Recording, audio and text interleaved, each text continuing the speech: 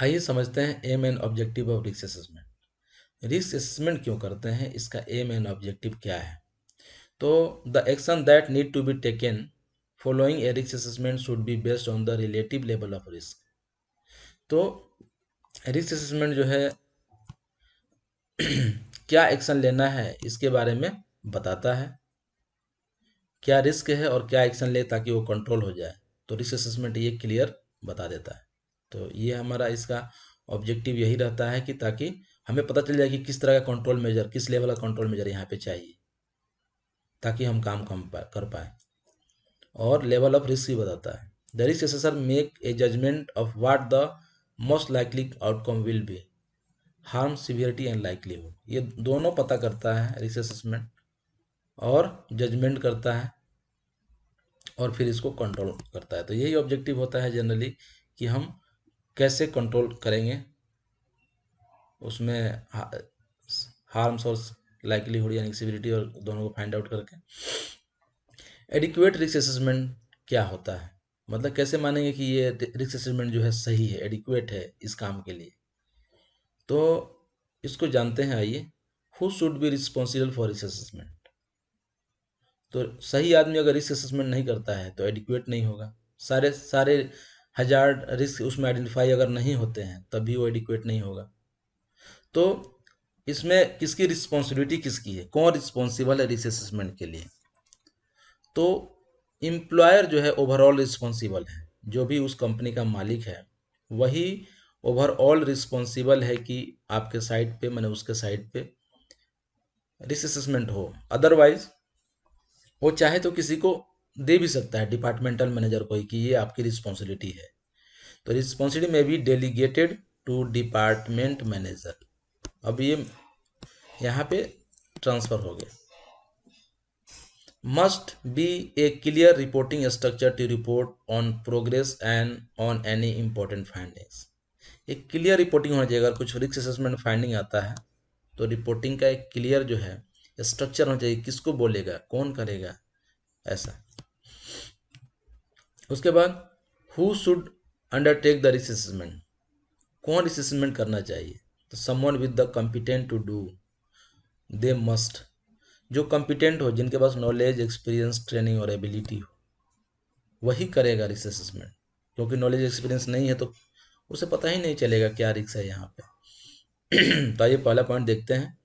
Understand enough about the work to identify the hazard. वो पूरी तरह से समझ में आना चाहिए वहाँ पे वर्क के बारे में, तभी तो हजार्ड को आइडेंटिफाई कर पाएगा। अदरवाइज नए को दे देंगे तो उसको पता ही नहीं चलेगा यहाँ पे क्या खतरे हैं। Be able to assess the risk, उसमें एबिलिटी हो रिस्क को एसेस करने का, पता करने का। अदरवाइज तो वो नहीं कर पाएगा, यानी कि एक्सपीरियंस होना चाहिए उसके पास। Be able to identify existing control, any further control needed. उसके पास ये एबिलिटी तो होनी चाहिए कि वो अभी पता करे कि अभी क्या क्या कंट्रोल मेजर है यहाँ पे, क्या क्या प्रिकॉशन यहाँ लिया गया है पहले से, और क्या आगे लेना है। इस ये तो एबिलिटी होनी चाहिए, अदरवाइज तो अच्छे से नहीं कर पाएगा। तो use of external assessor when organisation does not have competent internal resource. Organisation को एक्सटर्नल आदमी को बुलाना चाहिए, बाहर से आदमी बुलाना चाहिए। अगर अपने एम्प्लॉय कॉम्पिटेंट नहीं है, उसके बारे में उसकी जानकारी नहीं है, तो हमें एक्सटर्नल एसेसर को बुलाना चाहिए। उसके बाद the UK health and safety executive describe the competent as, मैंने पहले ही बताया कि कॉम्पिटेंट का मतलब होता है एक कॉम्बिनेशन होता है किसका, ट्रेनिंग का, स्किल का, एक्सपीरियंस का और नॉलेज का। ठीक है, ये सब अगर है उसमें यानी कि वो कॉम्पिटेंट है। और साथ में एबिलिटी होनी चाहिए उसको अप्लाई करने का। बाकी अगर आपको ज़्यादा जानकारी चाहिए तो इस वेबसाइट को रेफर करिए। उसके बाद who should be involve in the process, process में कौन इन्वॉल्व रहेगा उस रिस्क असेसमेंट के प्रोसेस में। तो those who are expose to risk, जो वहाँ पे काम कर रहा है, वहाँ पे जो डेली एक्सपोज हो रहा है, वो आदमी तो इन्वॉल्व रहेगा, तभी तो बता पाएगा सर यहाँ पे ये खतरे, ये खतरे, ये खतरे। हेल्थ एंड सेफ्टी रिप्रेजेंटेटिव, जो भी रिप्रेजेंटेटिव रहेंगे, जैसे एक लीडर है वहाँ पे या हेल्थ एंड सेफ्टी ऑफिसर है, जो रिप्रेजेंटेटिव है, जो हेल्थ एंड सेफ्टी ऑफिसर को ही रिप्रेजेंटेटिव बोलते हैं, जो हेल्थ एंड सेफ्टी के लिए काम करता है, वो वहाँ पे इन्वॉल्व रहेगा। Does it meet legal requirement if relevant, legal requirement meet हो रहा है कि नहीं, यानी कि अगर लीगल रिक्वायरमेंट में कहीं कहा गया है कि आपको रिस्क असेसमेंट करना है और इसका डॉक्यूमेंट मेंटेन करना है, तो उसको उसको भी फुलफिल करना चाहिए वो।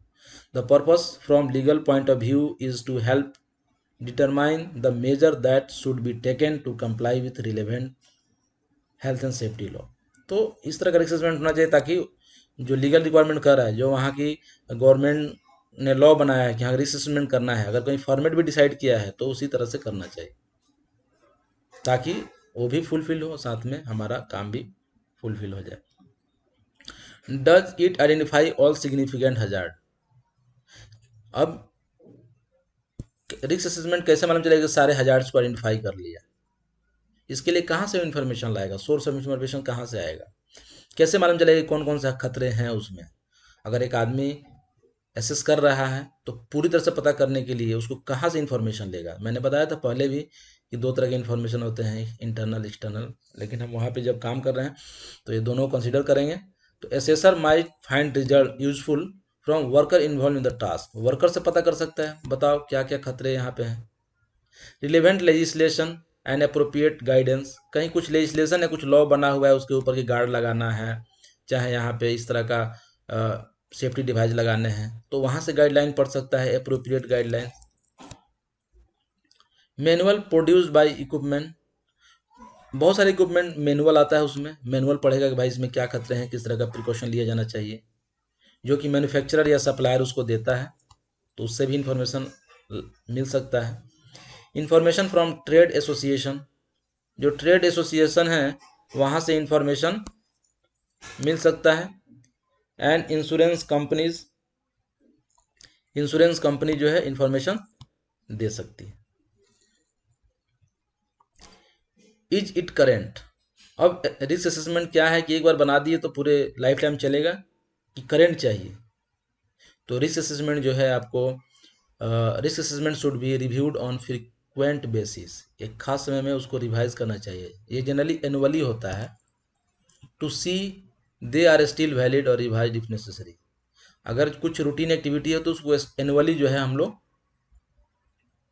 रिवाइज एनुअली रिवाइज करते हैं, या कुछ भी चेंज हुआ, कुछ आपके प्रोसेस में कुछ प्लांट में चेंजिंग आया तो आपको तुरंत करना है उस समय। An assessment should be undertaken before any new work, जब भी कोई नया वर्क काम हो रहा है तो करना है। जैसे मान लें मेंटेनेंस का काम हो रहा है, ये तो डेली होता नहीं, आपको रिस्क असेसमेंट बनाने हैं मेंटेनेंस का। अगर रूटीन एक्टिविटी है तो इसको आप चाहें तो एक बार बना के लंबे समय तक यूज़ कर सकते हैं, बट चेंज नहीं होना चाहिए। फिर अगर कहीं चेंज हो रहा है तो फिर आपको रिस्क असेसमेंट बनाना है। When a significant change has awkward, does it identify all people who might be harm, पहले क्या बात हुई थी, देखिए स्टेप ही क्लियर हो रहा है यहाँ पे। रिस्क असेसमेंट का पहला स्टेप था कि हर खतरे को पहचानना है, तो खतरे कैसे पहचानने हैं मैंने बताया आपको, सोर्स ऑफ इन्फॉर्मेशन। उसके बाद ये आइडेंटिफाई करना चाहिए कि कौन कौन से लोग खतरे में हैं, अगर वो काम होता है तो कौन कौन से लोग प्रभावित होंगे। तो all aspects of the work must assessed including routine and non routine activity, routine activity या नॉन रूटीन एक्टिविटी भी उसमें मेंशन होना चाहिए। क्लीनिंग एंड मेंटेनेंस, जैसे नॉन रूटीन एक्टिविटी क्या है, क्लीनिंग एंड मेंटेनेंस, लेकिन जब उस इक्विपमेंट को रन कराना है तो डेली रन कराना है तो ये रूटीन एक्टिविटी है। The assessment must identify everyone who may be at risk from the work activity including visitors and members of the public, यानी कि द असेसमेंट जो है उसमें आपको सारे इंक्लूड होने चाहिए, चाहे वो विजिटर्स हों या पब्लिक मेंबर्स हों। तो इशू विच रिस्क असेसमेंट में cover mobile, of site work, ये सारे चीज़ उसमें कवर होने चाहिए। Contractor, agency worker, vulnerable people including those with disability, ये सारे उसमें मेंशन हो जाए, कौन कौन उससे प्रभावित हो रहे हैं इससे। Young workers, pregnant workers. आइए एक एग्जांपल देखते हैं। A risk assessment for roof work undertaken in public area such as busy street we'd consider, एक रूफ वर्क हो रहा है बिजी एरिया में, आइए देखते हैं। तो वुड कंसीडर, क्या क्या कंसीडर करना चाहिए, the workers on the roof, अगर वो बिजी रूट में काम हो रहा है रूफ का तो कौन कौन उस काम से प्रभावित होंगे? तो एक तो जो वर्कर जो काम करेंगे, आसपास में जो पब्लिक जाएगी पासिंग बिलो, वो पब्लिक जो है इफेक्टेड होगी उससे। Anyone working inside the building, जो उस बिल्डिंग के अंदर काम कर रहे हैं वो प्रभावित होंगे। Visitors who may need to examine the work such as architect, building inspector, तो जो ये विजिट करने के लिए आए हैं, this people may affected, building inspector may be affected. तो we have identify how many peoples will be affected by roof work in public area. Does it record all significant findings, क्या सभी findings को record किया कि नहीं? In UK law significant findings should be written down if the organisation employ 5 or more peoples. आपको significant finding को लिखना है अगर वहाँ 5 और मोर पीपुल काम कर रहे हैं। कहाँ का लॉ है? यूके का। तो आप पता कर सकते हैं किसी कंट्री में वहाँ पे ऐसा क्या है, कुछ अलग रूल है या सेम रूल है। Management must ensure that any necessary action identified from the assessment are undertaken as soon as possible. कुछ फाइंडिंग है तो उस पर नेसेसरी एक्शन लिया गया है कि नहीं, ये मैनेजमेंट को इंश्योर करना है।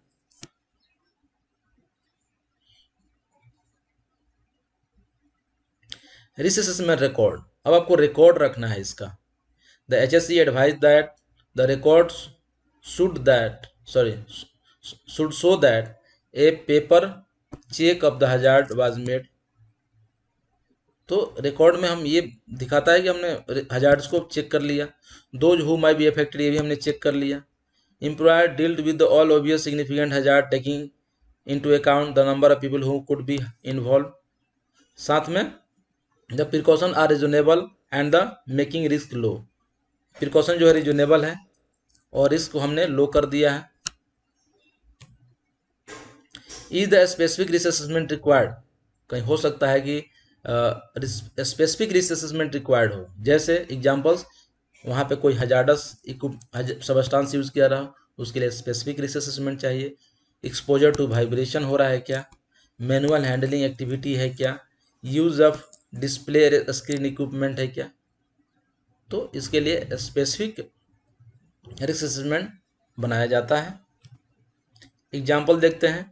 इन यूके, चूँकि ये यूके बेस्ड कोर्स है, यूके में ही लिखा गया है, यूके बोर्ड ही है, ये ब्रिटिश काउंसिल है, तो वहीं के ज़्यादा ये लोग लॉ रेफर करते हैं, मैंने आपको पहले ही बताया। If workers are believe to be expose to noise level of 80 decimal, worker believe कर रहा है कि उसको 80 डेसिमल का नॉइस जो है उसके कानों में आ रहा है, मतलब नॉइस वहाँ पे, और मोर, और इससे ज़्यादा, being a lower action level of daily and weekly exposure to noise, ये क्या है, एक लोअर लेवल है जिसपे हम काम कर सकते हैं। An employer must assess the risk to identify necessary precaution needed to protect workers from that noise. अब यहाँ पे एम्प्लॉयर पर रिस्पॉन्सिबिलिटी आ जाती है कि उसको उस नॉइस से बचाए, प्रिकॉशन ले, क्योंकि ये लो एक्शन लेवल इसको बोलते हैं। अपर 85 होता है, लोअर 80 होता है। तो 85 जब जाएगा तो आपको काम बंद करना है, तुरंत पहले कंट्रोल मेजर लगाना है। जब 80 आए आपको यानी कि एक्शन लेना है। If exposure is above 85 decibel, the assessment should include formal measurement of noise in the work place. Formal measurement होगा। You will learn about noise assessment and control later, आपको अगले लेक्चर में बताया जाएगा कि नॉइस को कैसे मेजरमेंट करते हैं। Suitable and sufficient risk assessment है कि नहीं, इसके लिए कैसे आइए देखते हैं।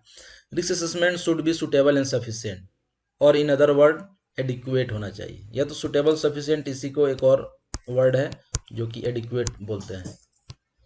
उसके बाद सेकेंड जो पॉइंट है, in deciding the amount of effort an employer need to be put into assessing risk, or you have to consider how significant the hazard are and where the precautions are in place so that risks are small। तो आपको ये करने हैं, अगर वहाँ पे risk जो है लो या स्मॉल किया गया है और सिग्निफिकेंट हजार्ड्स को फाइंड आउट कर दिया गया है, यानी कि वो सुटेबल एंड सफिशिएंट है। Generally, the more significant a hazard, the more resource you should put into assessment। अगर हजार्ड ऐसा है जो कि ज़्यादा हमको नुकसान पहुंचा सकता है तो वहाँ पे ज़्यादा रिसोर्स यूज़ करके उसको कंट्रोल भी करना चाहिए और उस असेसमेंट में ज़्यादा खर्च भी करना चाहिए। जैसे अगर हम कोई हजार्डस डस्ट है जो कि उड़ रहा है, मार फ्लाइंग है, तो उसको जो है हम उस तरह का रिसोर्स खर्चा करके जो है हम पता करेंगे कि कितने हजार्डस है, कितना अमाउंट है। तो ये डिपेंड करता है, तब जाकर सूटेबल एंड सफिशिएंट होगा। Activity, apply the risk assessment matrix to each of the following scenario. तो आइए जो है, आइए कुछ एक्टिविटी है जो आपको करने हैं। A fire exit block by paper files in printing work. एक फायर एग्जिट जो है ब्लॉक किया गया है किसके, पेपर फाइल से। तो क्या होगा, फायर लगने में हम फायर एक्सटिंग्विशर ले नहीं, सॉरी बाहर नहीं निकल पाएंगे। तो आपको इसका रिस्क असेसमेंट करना है कि क्या, पहले आप हजार्ड को आइडेंटिफाई करना है, फिर कंट्रोल मेजर, सॉरी इसके रिस्क, फिर कंट्रोल मेजर्स। उसके बाद the pressure washer is left outside and not maintain, it is used by the contract labour for cleaning. Pressure washer जो है वो छोड़ दिया गया, तो क्या हो सकता है, स्लिप ट्रिप हो सकता है, या हो सकता है किसी कारण ओपन हो जाता है, किसी को चोट लग सकता है वाटर के प्रेशर से। उसी प्रकार यहाँ भी है, aerosol spray can are used for occupational touch up repair to a small component. Aerosol spray है जो कि एयर क्लीन करने के लिए यूज करते हैं, खासकर गाड़ी वगैरह को। The work is conducted on an open bench and worker do not wear PP. क्या हो सकता है, उन्हें भी पेनेट्रेट कर सकता है हवा अगर ज़्यादा प्रेशर हो तो, या उनकी आंखों में धूल जा सकता है। तो आप पता करिए और बनाइए। There is small amount of grease on the kitchen floor. अगर किचन फ्लोर में ग्रीस गिरा हुआ है तो स्लिप का चांस बनता है। तो हमने क्या क्या सीखा पूरे में, the stage of risk assessment based on the HSC 5 step. पहले हमने क्या किया था, first step risk assessment, identify the hazard, कुछ कॉमन हजार्ड हमने बताए थे। Deciding who might be harm and how, कुछ पीपुल जो है, कैसे वर्कर है, पब्लिक है, वो सब बताया था। Evaluating the risk and decide on precaution applying control and specific hazard, ये हमने बताए थे, थर्ड स्टेप है। Record the significant and implement them, record the finding को रिकॉर्ड करना जो एंड इम्प्लीमेंट देम। और review the risk assessment, review कब करते हैं, जनरली एनुअली या कोई भी चेंज हो तो। Controlling health and safety risk, कैसे कंट्रोल करेंगे, तो जनरल प्रिंसिपल कहता है each possible risk should be avoided together. Risk जो है क्या करना चाहिए, अवॉइड करना चाहिए। Where risk can't be avoided, जब रिस्क को अवॉइड नहीं कर सकते तो assessment should be carried out and determine what control should be introduce. कोई अदर कंट्रोल मेजर ले सकते हैं क्या, कोई अदर सावधानी ले सकते हैं क्या वहाँ पे। The needs of individual worker should be considered, worker की क्या इंडिविजुअल नीड है वो भी कंसिडर करना चाहिए। आइए देखते हैं hierarchy of control, general hierarchy. तो कंट्रोल मेजर ये काफ़ी फेमस है, जो कि ISO 45001 द्वारा उसमें यूज किया जाता है, इसलिए ये स्टैंडर्ड है जो कि ऑल ओवर वर्ल्ड जो है इसको अडॉप्ट करता है। तो सबसे पहला होता है एलिमिनेट, उसके बाद substitute, engineering control, signage warning और एडमिनिस्ट्रेटिव कंट्रोल इसको बोलते हैं, और लास्ट में होता है PPE, पर्सनल प्रोटेक्टिव इक्विपमेंट। आइए इसको समझने की कोशिश करते हैं। एलिमिनेट का मतलब होता है कंप्लीटली रिमूव द हजार्ड, कोई भी हजार्ड है उसको कंप्लीटली रिमूव कर दो। जैसे मैंने बताया एक मशीन है जो कि उसमें क्रश होने का चांस है, तो उस मशीन को हटा के नया मशीन ले आते हैं। तो क्या ये संभव है, सॉरी ये तो एलिमिनेट नहीं हुआ, और मशीन को ही हटा देते हैं, ये क्या हुआ, एलिमिनेट हो गया। तो जब ये संभव न हो तो हम बढ़ते हैं सब्स्टिट्यूट के तरफ, यानी कि if the hazard can't be remove then replace करते हैं। जैसे मैंने बोला मशीन जो है आपको उसमें क्रश होने का चांस है, तो एक नए तरह का मशीन हमने ले आया जिसमें कम खतरा है, कंप्यूटर चलता है, तो ये क्या हुआ, रिप्लेस हो गया। उसके बाद जो है third, engineering control, for example use of guarding on the dangerous machinery part. अगर गार्ड लगा देते हैं तो इसको इंजीनियरिंग कंट्रोल बोलते हैं। उसके बाद साइनेज, वार्निंग और एडमिनिस्ट्रेटिव कंट्रोल। इसको जब साइनेज और वार्निंग देते हैं, एसओपी लगाते हैं, सेफ सिस्टम ऑफ वर्क बनाते हैं, इंफॉर्मेशन इंस्ट्रक्शन ट्रेनिंग देते हैं, ये सभी एडमिनिस्ट्रेटिव कंट्रोल के अंदर आता है। और सबसे लास्ट आता है पर्सनल प्रोटेक्टिव इक्विपमेंट, जिसको एडमिनिस्ट्रेटिव में भी ये भी आता है, information instruction training and supervision. और सबसे लास्ट पीपीई है, जो कि as a last resort if the hazards can't be controlled और is only partially controlled by other method, तो हम लोग पीपीई का यूज़ करते हैं। तो ये ज़्यादा इफेक्टिव है और ये कम इफेक्टिव है। तो सबसे पहले हमको इसको यूज़ करना चाहिए, तब ये इस तरह से, ये सबसे लास्ट में पीपीई। तो अगर आप कंट्रोल कर रहे हैं तो सबसे पहले सोचिए कि एलिमिनेट करेंगे और लास्ट में पीपीई पे पहुंचिए। आइए नेक्स्ट समझते हैं the role of monitoring and health and surveillance.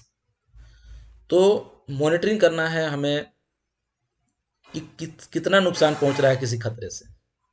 Suppose हम साउंड में काम कर रहे हैं तो हमारे कान को धीरे धीरे नुकसान पहुंच रहा है। हमारा जो थ्रेश होल्ड ऑफ हियरिंग है, यानी कि जो स्टार्टिंग पॉइंट, जो जितना कम साउंड को हम सुन सकते हैं, वो हमारा बढ़ रहा है, यानी कि छोटी छोटी साउंडें हमें सुनाई नहीं देगा।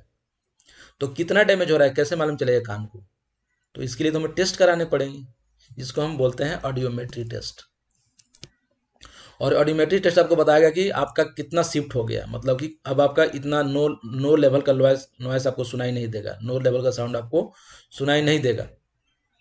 उसी साथ में अगर आप डस्ट में काम कर रहे हैं, आपके फेफड़े में बार बार डस्ट जा रहा है, तो आपका फेफड़ा जो है उसकी कैपेसिटी कम हो रही है। तो कितना कम हुआ, इसके लिए हम टेस्ट करवाते हैं। तो इसी को बोलते हैं surveillance, monitoring and health and surveillance. तो health surveillance allow management to monitor the health of individual worker sorry to find out whether control are effective. Control measure लिया लेकिन फिर भी उससे नुकसान पहुंच रहा है, तो कितना इफेक्टिव है ये कैसे चेक करेंगे? तो उसका हेल्थ चेक करके ही तो करेंगे। तो इसी को बोलते हैं surveillance. Looking out for early sign for work related illness. अगर किसी का कान धीरे धीरे खराब हो रहा है तो हम उसको कुछ ही समय में उसको हटा देंगे, अदरवाइज पूरा का पूरा उसको सुनाई नहीं देगा, वो बहरा हो जाएगा। तो इसलिए जो है हम लोग सर्विलियंस करते रहते हैं। उसके बाद जो एक्टिविटी है वो आपको करना है, refer to the risk assessment from in your course book और one item has been completed for you. Try to fill the three more items yourself, filling in all the column in the assessment form. ये risk assessment का form आता है, उसको आपको भरना है, जो कि बुक में रहता है। मैं आपको शेयर करूंगा, अभी मेरे पास नहीं है, जैसे ही सॉफ्ट मिलेगा आपको आप शेयर करूंगा, आप उसको भरिए और रिस्क असेसमेंट आपका कंप्लीट हो जाएगा। ये देखते हैं इसमें हमने क्या क्या सीखा। You should be able to outline the objective, aim and objective risk assessment हमने सीख लिया। अब कॉमन हजार्ड एग्जाम्पल देखा हमने। Explain what constitute an adequate risk assessment, का मतलब क्या होता है। Outline the stage of risk assessment, में बताया 5 स्टेज होता है रिस्क असेसमेंट का। General principle of controlling health and safety risk, general principle बताया था, जिसमें हमने बताया था 5 स्टेप, जो कि हायरार्की ऑफ कंट्रोल है। तो ये 4 पॉइंट्स क्लियर हुए। आई होप आप इस लेक्चर को एंजॉय किए होंगे। अगर आपको अच्छा लगा प्लीज़ लाइक करिए, इस वीडियो का लाइक तो बनता है, और अपने दोस्तों के साथ शेयर करिए ताकि व्यू बढ़े और उन्हें भी हेल्प मिल पाए। Thanks for watching.